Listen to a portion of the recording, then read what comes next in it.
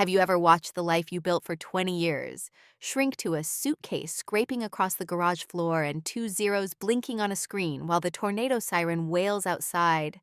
I stood in my kitchen with his ring on the cutting board like a cold coin, the coffee burning my thumb. And when I refreshed the 529 account, my daughter leaned over and whispered, almost apologizing, "Mom." They spelled my middle name wrong, and everything I thought was safe tilted. Before I dive into my story, I'd really appreciate it if you could let me know where you're watching from in the comments and if you'd consider subscribing to my channel.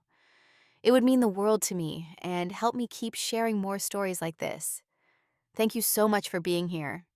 My name is Lauren Bennett, and on the morning everything shifted, I watched my husband roll a suitcase over the lip of our garage, while the warning siren tested itself somewhere beyond the rooftops, and my phone showed two zeros where our daughter's college fund used to sit, and the screen called me by a wrong name and a lesser role, as if the house had made that decision about me long before I noticed. The ring he left on the cutting board was not thrown or dropped, just placed, the way a person sets down a spoon after they realize they are done. And the leather at his elbows creaked when he reached for his jacket, like a noise I knew by season that no longer belonged to our weather. Nora stood in the doorway with wet hair and a green elastic around her ponytail, her voice careful when she said they had misspelled her middle name on a notice I had not seen. And I felt the coffee heat my thumb in a way that made immediate sense while the rest of my life did not.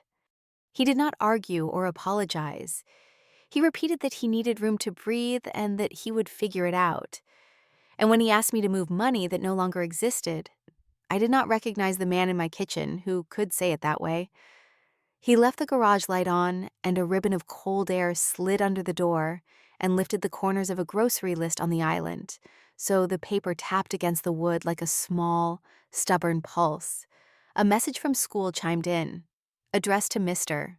Bennett about a parent session for 8th graders, a detail so ordinary it felt like an insult because of its timing. And I watched his taillights press red against gray morning, as if they were the last 2 points of color he owed our block. I called Lakeview Credit Union with my palm pressed to the edge of the sink, so I had something solid under my hand, while I listened to a stranger explain the policy I already knew existed. The representative's voice was soft and professional when she said the owner had requested a same-day distribution, and it had cleared, and that my designation as an authorized spouse did not give me the lever I wanted to pull. As she spoke, a small brass key slipped from the pocket of David's coat still hanging by the back door and rang once against the tile. A clean note that did not belong to the ordinary objects in my kitchen. The doorbell sounded, and a courier left a padded envelope with a label that used an initial instead of a first name, and I stood at the island and opened it to a letter about a loan in Florida. My daughter's surname printed above an address we had never lived at, and a middle name spelled like someone had guessed. I drove Nora to school because I could not stand the thought of her walking away from our house while it felt like that. And when she got out of the car, she turned back and said she would be in the library after class if I needed her to find anything. The parking lot smelled like wet concrete and exhaust in the last patch of snow, and the wind bit the skin under my jaw like a habit. At home, I set the brass key on the counter and stared at it long enough to realize it was for a safe deposit box.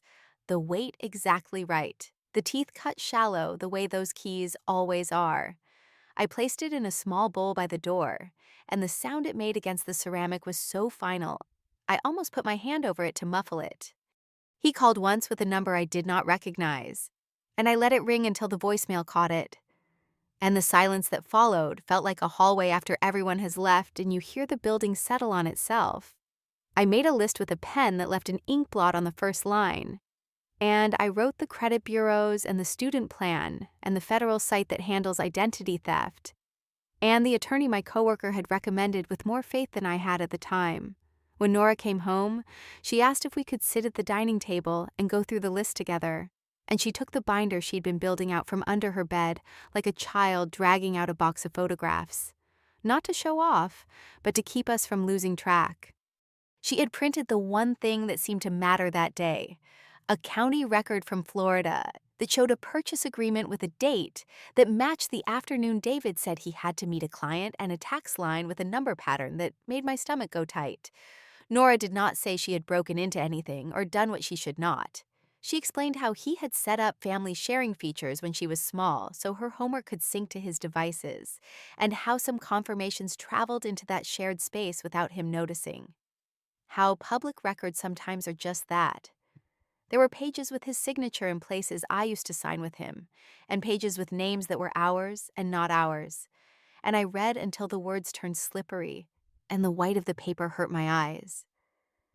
She sat very still beside me and waited for me to breathe like she was listening for something else in the room, and I chose to listen to her. We worked in a pattern that steadied us. I made calls and read what was required, and repeated the phrases back to a person on the other end, so they could enter it cleanly into a form.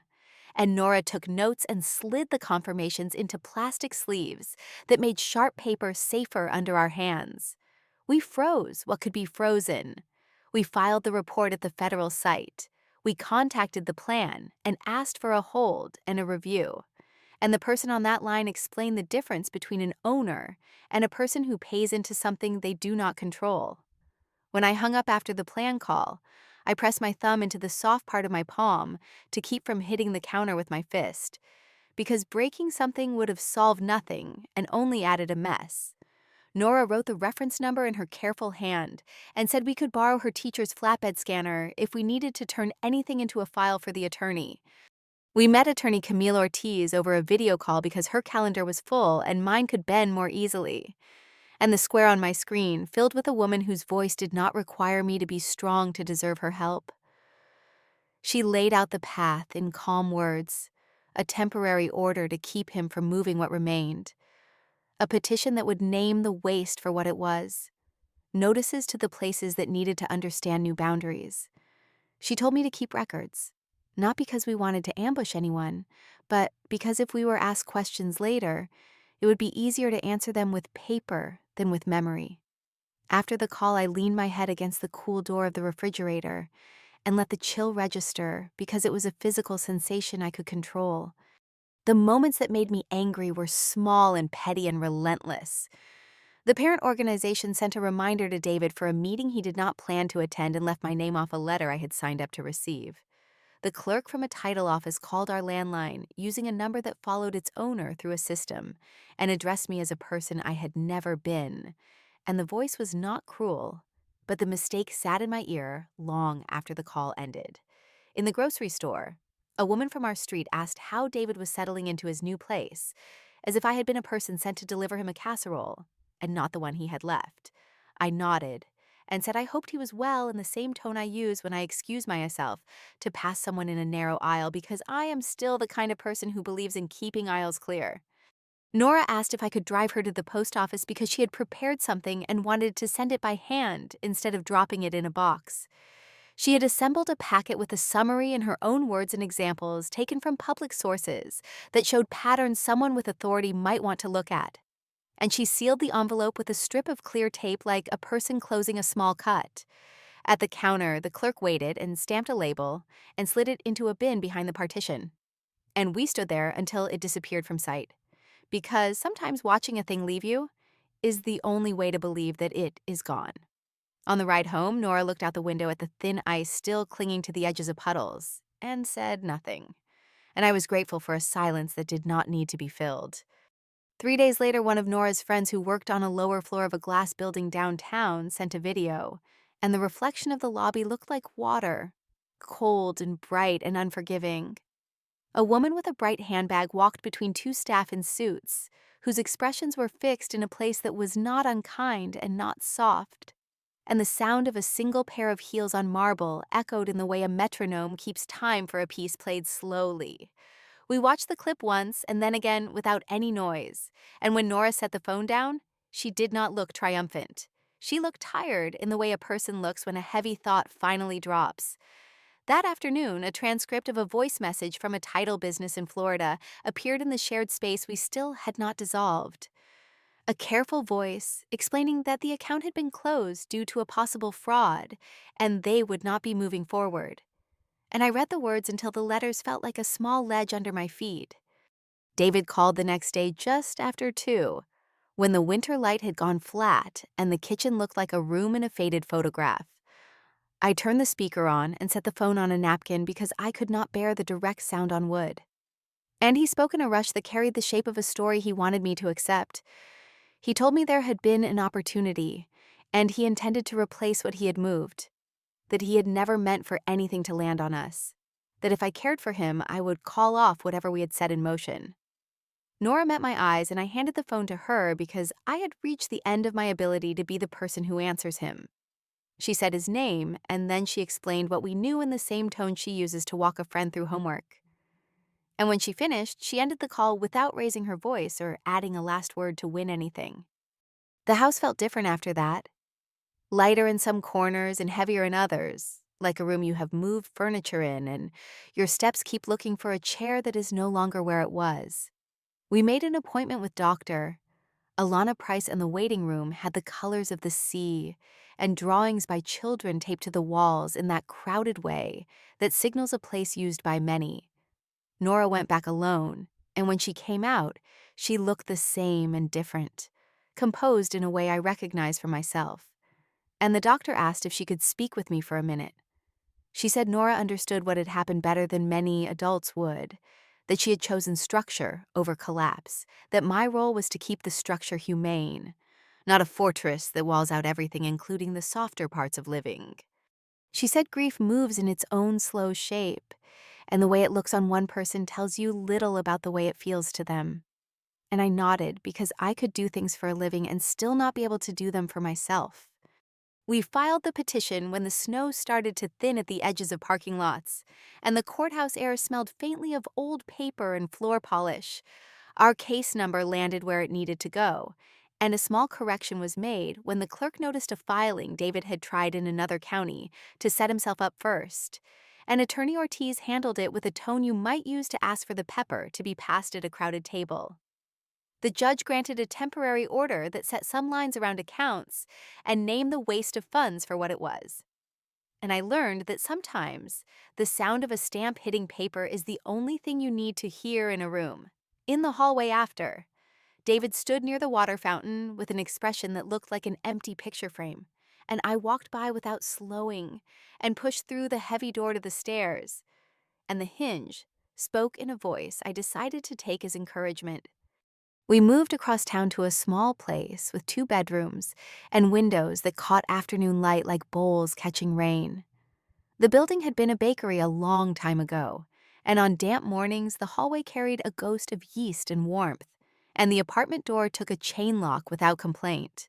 Nora set her desk under the window and arranged her pens in a straight line, like keeping them still would let her thoughts move. And she used a stack of books to lift the screen to a height that kept her shoulders from hunching. I stood in the kitchen at night, with a lamp we found at a thrift store casting a circle of gold on the table, and paid bills and penciled totals. And the work of 2 hands, adding and subtracting under a stable light, steadied me as surely as a hand on my back. The parent group asked if Nora would come speak about keeping families safe in the smallest ways that count, and she said yes in the same voice she uses to agree to do dishes. The night of the meeting, the multi-purpose room smelled like dry erase markers and coffee from a metal urn, and she walked the adults through steps that do not require expertise, only attention and repetition. A grandmother leaned forward and took a picture of the screen with an old phone and smiled the way people do when they recognize the shape of a tool they can hold. And a representative from a neighborhood credit union handed out a short list printed on recycled paper that rustled softly in the air from the ventilation. Afterward, people came up to say thank you without making it a big scene. And Nora's posture softened like a rope that has been pulled too tight finally set down. A reporter appeared at the library, where I work afternoons, and spoke to the front desk with a tone designed to make people trust her. And I stood behind a book cart and watched her look for me without urgency. When she reached our counter, she asked if I was Lauren Bennett, and if I had a minute, and I said I could not comment, and wished her a good day, because I do not know how to stop being polite even when it would be easier not to be. That evening she knocked at our apartment, and I kept the chain on, and spoke through the narrow opening and told her there was nothing for the record here, and she nodded and stepped back without trying to step forward. I slid the chain into its pocket and leaned my forehead against the door just long enough to hear my own breath slow down. I took the brass key to Lakeview Credit Union on a Friday that could not decide if it belonged to winter or spring, and I set it on the counter where the light showed the tiny scratches along its shaft from years of pockets. The teller took it and placed it on a small metal tray, meant for things like it, and wrote the number printed on the head into a log and asked for my identification. And her voice made this an ordinary act in a life that had become less ordinary. She said they would make a note that it had been turned in and would follow the procedure in place for boxes with changing circumstances. And she did not ask me questions that were none of her business. I walked out into wind that cut clean along the front of the building, and I let it sting because the honest thing about cold is that it tells you exactly what it is doing. We bought a small fire safe with a key that turned with a solid click, and I set it under the bookshelf on a piece of felt so it would not scratch the floor. I filed the report from the federal site and the case number from the police and the temporary court order, and the letter from the plan administrator acknowledging our complaint in the order that made sense to me. And I slid them in across the bottom so they lay flat and calm. I put my wedding ring in a plain envelope with our names written neatly, not because I planned to wear it again or because I wanted to keep a symbol alive, but because it had been part of my life, and I wanted to put it away properly. When the safe shut, it made a sound like a lid settling on a jar of preserves, and I let that sound sit in the room as if it had meaning beyond its practical purpose. The days that followed did not rush. We went to school and work in the grocery store and the park when the wind warmed enough to allow a bench to be pleasant. And we learned which evenings offered half-price pizza and which mornings gave us the best light for homework. I saw a car like his twice on the road, and both times, my hands tightened on the wheel for a breath and then eased. And both times I chose not to follow even with my eyes. At the library, I shelved books in the children's section and helped teenagers find articles for projects that did not interest them yet and loved them anyway. And the ordinary work of ordinary afternoons held me together in a way no speech could have. We returned to the courthouse for another hearing, and this time the snow had gone and the trees lining the sidewalk in front wore buds that promised a new shape soon. Attorney Ortiz explained what would happen, and then it happened. Not because we were lucky, but because the system sometimes does what it exists to do. And I leaned back in my chair and stared at the ceiling until the fluorescent lights blurred. When we stepped into the hallway, a family in a circle of arms near the elevator broke apart with wet faces and tired smiles. And I thought about all the ways people leave rooms like this. 10,000 variations on relief and defeat, and something nameless that sits between. I walked down the stairs because the narrow space forced my feet to move at the pace my head could keep up with, one step at a time. At school, there was an awards night, and the auditorium smelled like old varnish and new perfume. And the program had names so small on the page, I had to hold it at arm's length to see them clearly. Nora's name was printed exactly right, and I ran my finger under it as if I was tracing something I did not want to lose. And when she crossed the stage, she shook the teacher's hand, and the teacher added a second of pressure like a person passing a message no one else needed to hear. 2 seats near the side had small signs reserving them for parents, and they stayed empty longer than felt polite because no one wanted to make a show of taking them. On the way home, we stopped for ice cream, and I chose a flavor I always think will please me more than it does, and Nora laughed at me for that the way she always has. A boy from 2 towns over spoke with Nora on a video call about money missing from an account meant for his schooling, and I stood in the hall while she explained what he could do. She told him he was not at fault and that some steps were dull and necessary and worth doing, even when the return of the effort would not be immediate. And he nodded and asked a question that sounded like a person asking for directions at a gas station, embarrassed and hopeful. When she ended the call, she leaned back in her chair and stared at the ceiling, and I brought her a glass of water and set it on the desk and said nothing. And we sat together in a quiet that was not fragile, just present. I realized then that what she had built out of what he had done to us was not only a shield for herself, but a small shelter where other people could pause and learn how to breathe. An email to an address we used to share sat unread in my inbox for weeks, a number next to a folder that I refused to clear. And I learned that sometimes the most powerful thing you can do is not open something. I assumed the message contained all the words a person writes when they want to draw you back into the work of helping them fix the damage they did. And I do not say that with contempt, only with recognition. We carry the people we chose and the people who chose us, and sometimes setting them down does not require sound or a speech, only a refusal to pick something up again. The ring in the envelope behind the papers was not a threat or a relic. It was a detail placed where it belongs, so I did not have to think about it when I looked for the important things. Spring leaned into summer, and the evenings lengthened like a promise a person finally intends to keep. In the kitchen, the safe clicked shut with the same confidence each night, and Nora's backpack brushed the wall in the same place on her way out the door each morning, and those small repetitions soothed in a way I had not known I needed. Sometimes I caught sight of him at a distance, in the form of a tall man in a similar coat. And sometimes I did not think of him at all until someone said his last name by accident in a meeting, and the sound pitched up my spine like a fast, cold wind. We were not made perfect by any of this. We were made particular, shaped to our house and our habits and our small, stubborn joys. And that felt better than any version of perfect I had chased before. When people asked how we were, I learned to say we were steady because it was both honest and enough of an answer to keep us out of long explanations.